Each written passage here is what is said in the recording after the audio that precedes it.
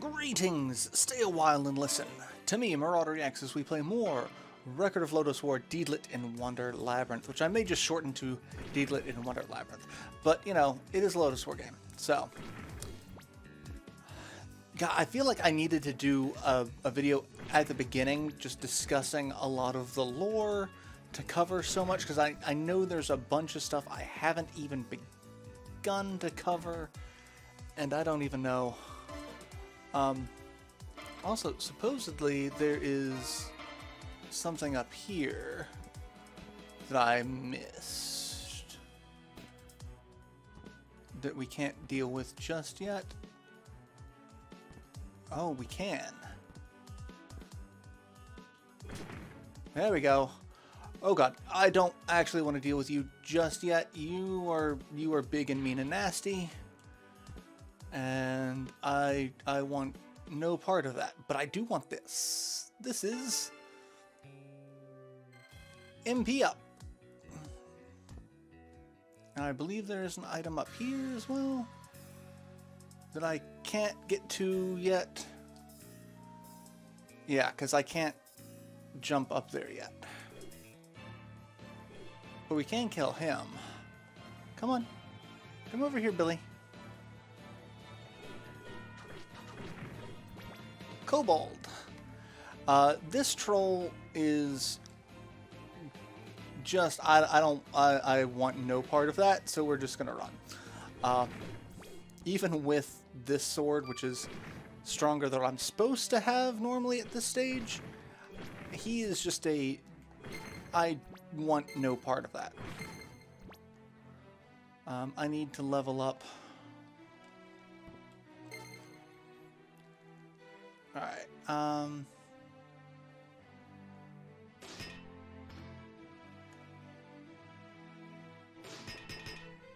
little off. Okay, that worked. And that was fun. Alright, come on. I need to stop. Gotta level up that. Well, let's do this. Out.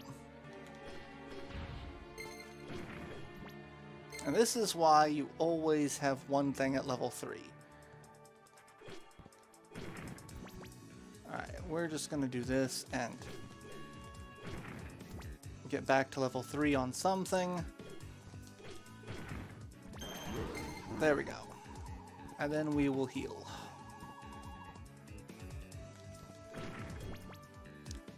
And we should be getting, how about I say, we should be getting red, but it doesn't matter because we've got our first boss fight.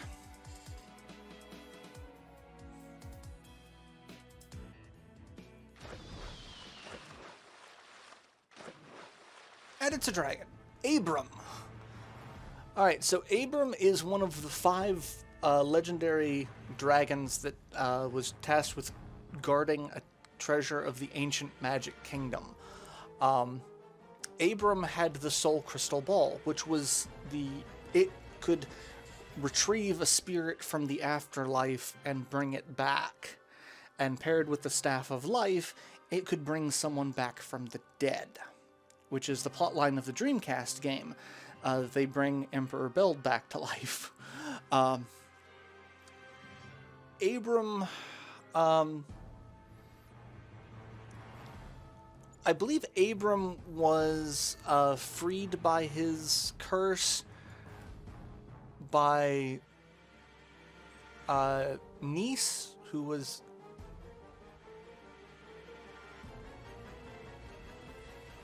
no, Nice rescued Bram, so Abram was just killed. Oshram just killed Abram, just because. You shall realize your own foolishness. Alright, so we're gonna fight a dragon. And he is immune to water, so we cannot use our second spell. We could use Will-O-Wisp on him. Damn it. I forgot he goes up first. And then he... he does that. And then he launches that.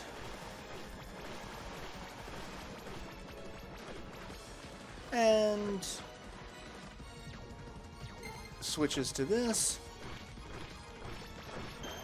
And now he's going to go up. And now he's going to go under. And he's almost dead. I can't attack him while he's in the background.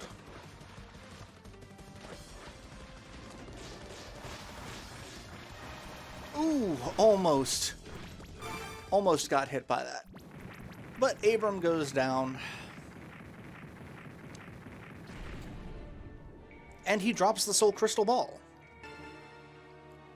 Which is what we want. What it's used for is unknown. We know what it's used for.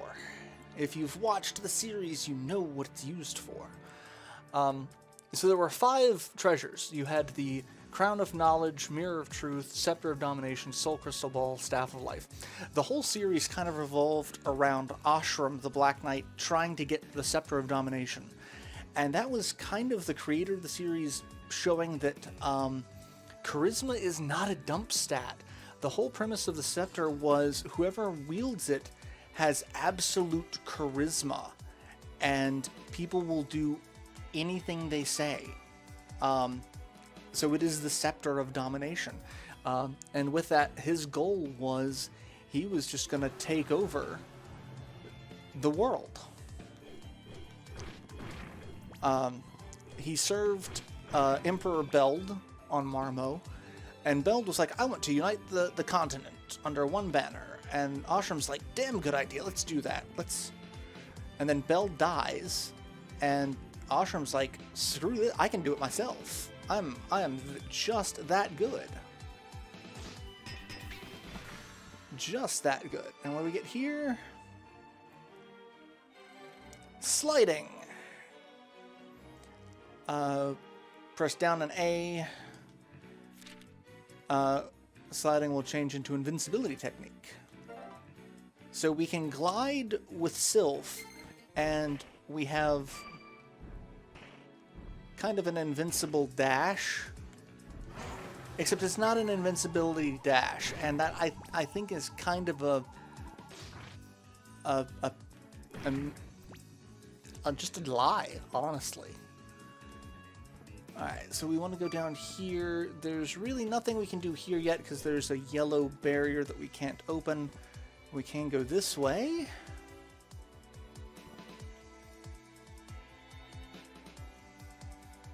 Actually, no, I don't need to do that. I just need to slide under it. And we get a halberd. And then we do that.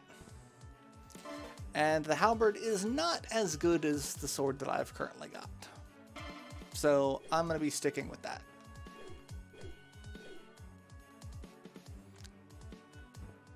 And then if we go over here, there's another teleport room which we can use to teleport back to where we were. Because now we need to go up and around the opposite direction of what we did. So that's where we're going to go. And this will cut out a little bit of the middleman. I may sell a couple of these weapons since I don't necessarily need them. What? Let's see how much money I've got. 474. There's really not anything I need to buy right now. Like, the Dragon Buster is good. It's the same level of attack, but it is a faster weapon than what I've got. The Cobalt Sword is a much faster weapon. I am actually going to buy a couple of these. And that's really it.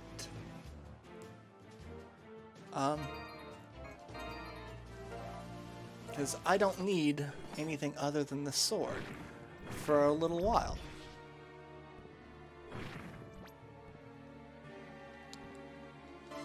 And yeah, we just got to go all the way up. So that's where we're going to go. Hi, wolves. Bye, wolves. Hi, exploding barrels. Alright. So when I first played this game, I was a little disappointed. I'm like, it's a Lodoss game kind of in name only. Like, the characters are, but there's nothing relating it to the Lodoss world.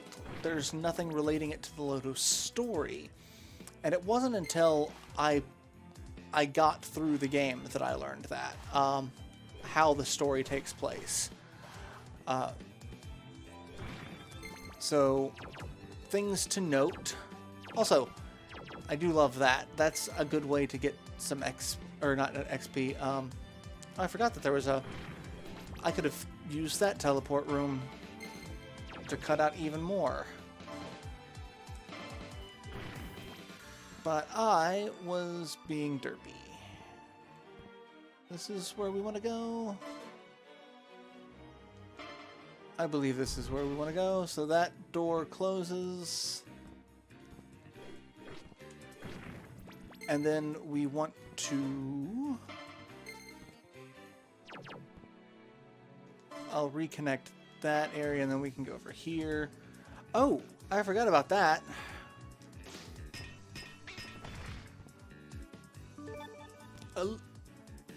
Allium Bident, and that's still not as good as what I've got. So, but that actually technically is the best weapon we could get up into this point. So, and then we just need to slide through here. And you got to be careful trying to touch those barriers, because if you touch even the, like this, like getting this close, you could get hit by it. So be careful with that. And we have a save room. And okay, like this is not the save room before the boss. All right, got that. It's a mummy who is completely resistant to wind. I don't know why mummies are resistant to wind, but they're also really weak to fire. That makes sense. One thing that I kind of am disappointed with this game about is, so we've got all of these elemental affinities. You only really have two main elements. You have wind and fire. Everything else is going to be a spell, which you won't get for most of the game. Like, it's gonna be a long time before we get a darkness spell or an earth spell. Everything else is just kind of there. We will get a couple of spells, but alright.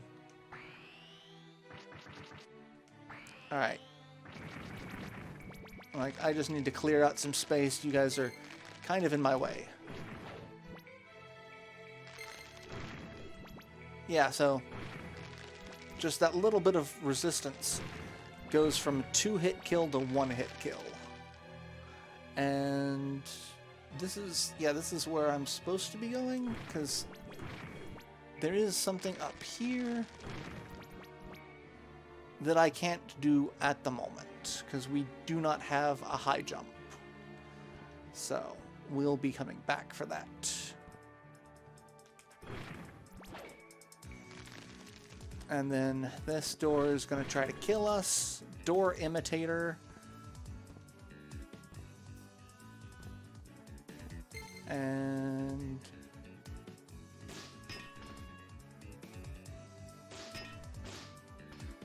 the problem is sometimes getting a good angle sucks. Alright, we are at level 3. Let's save. We have the next boss, which we're kind of well, no, this is not the same place that we were. But we see Parn, who we've been following, and he disappears only to be replaced by Purotess, the Dark Elf. So much like Parn and Deedlit, you had a High Elf and a human knight. you have Pyrrhotess and Ashram, the Dark Knight and a Dark Elf. Both elves trying to help both humans in reaching their goals. Ashram wanted to unite the continent under force. Parn wanted to unite the continent under peace and cooperation. And so you had Deedlit helping Parn and Pyrrhotess helping Ashram. Both elves fell in love with their respective humans. And Ashram died, and Pyrrhotess seemingly died with him, which is interesting because a dark elf, much like a high elf, don't really die of natural causes. So it was always theorized that she survived. And actually she did, because there was a spin-off series called Legend of Christiana that talked about her going to another continent to try to resurrect Ashram. So, what a surprise to think there are others. I'm the one who's surprised. You must be Pyrrhotess, right?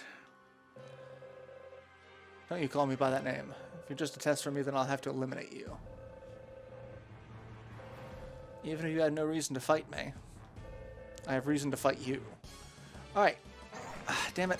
I forgot that that's her starting point. She is weak to light. And she will leap into the air, throw some daggers. She's got a whip.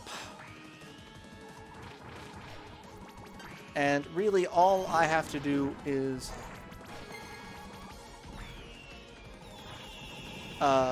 keep spamming this. And she's dead.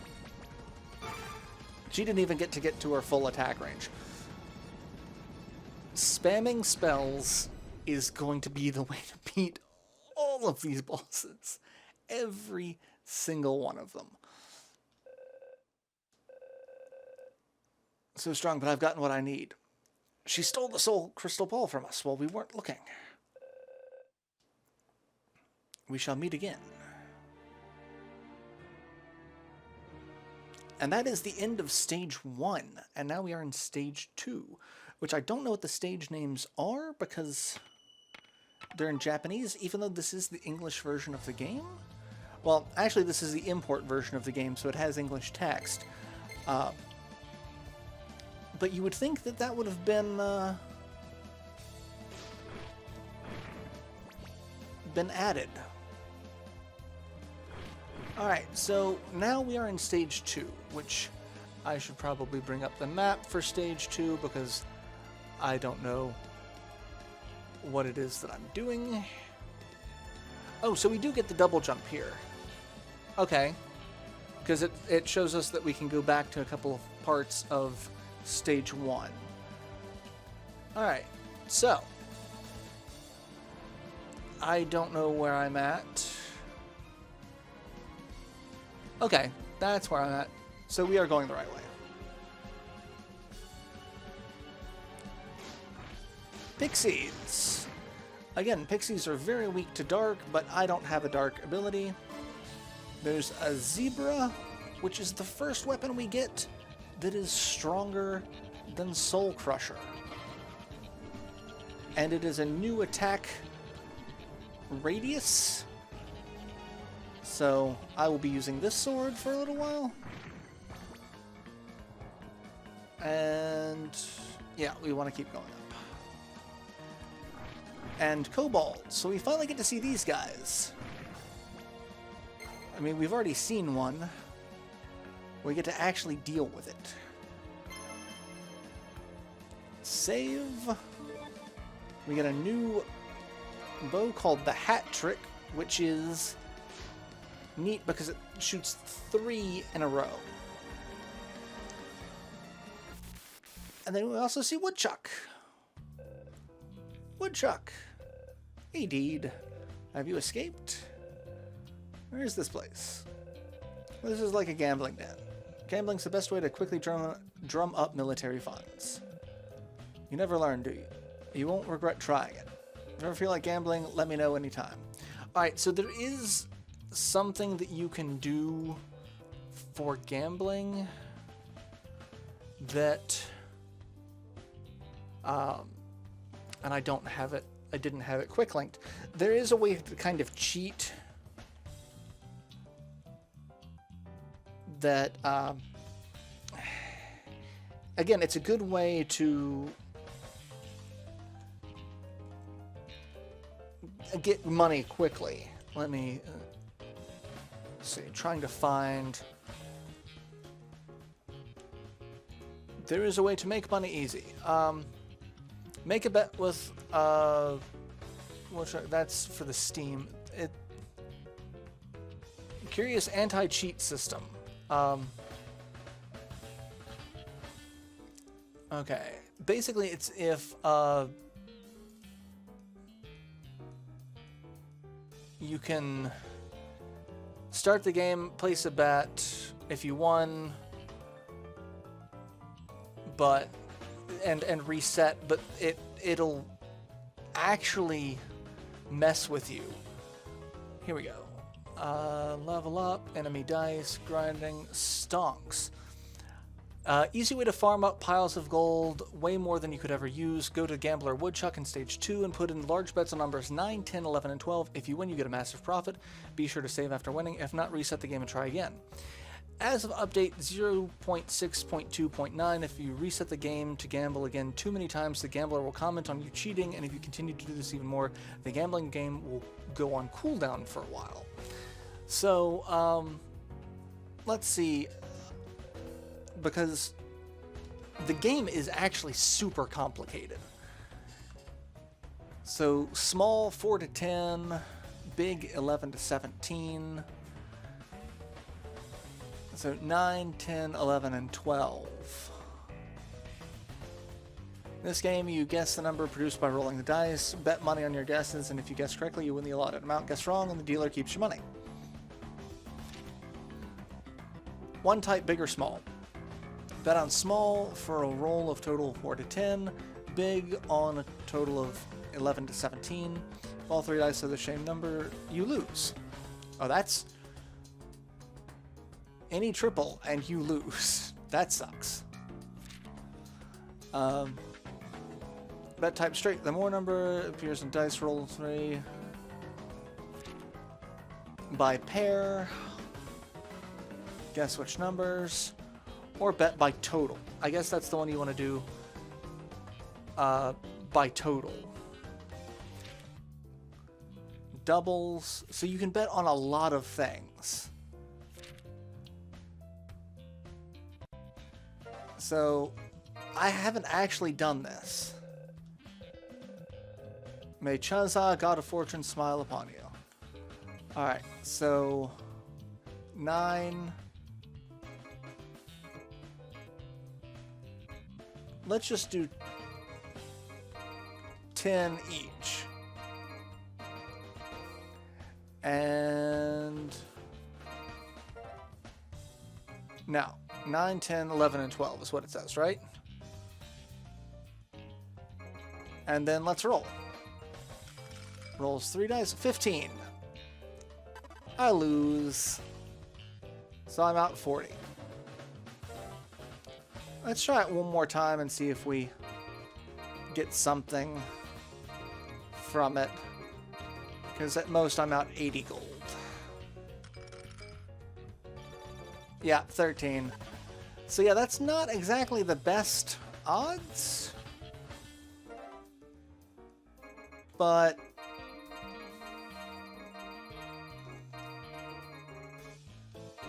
what do we get? 50. Yeah, that's not exactly. I guess if you do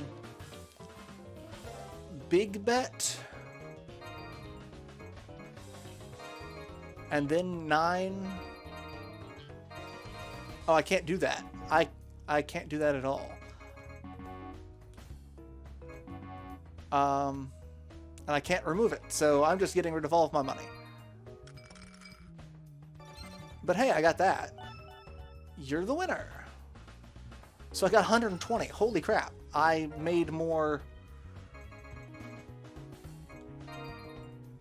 Okay, so I see how it works.